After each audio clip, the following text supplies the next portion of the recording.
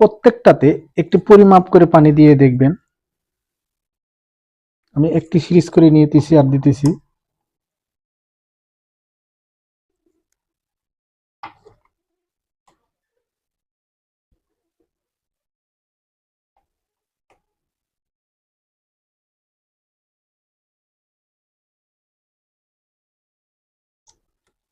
এখন দেখবো পানিটা কি পরিমাণ গেছে।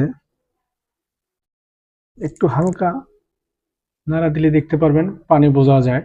আমি আরেকটু করে দিয়ে দেখব, যেহেতু আমার কাছে পানি আছে, ব্যাটারি পানি। আপনারা চাইলে ডব্লিউএফআই পানি ব্যবহার করতে পারেন, বা ডিস্টিল ওয়াটার যে পানিগুলা, বা বৃষ্টির পানিও আপনারা ব্যবহার করতে পারেন অল্প পরিমাণ করে।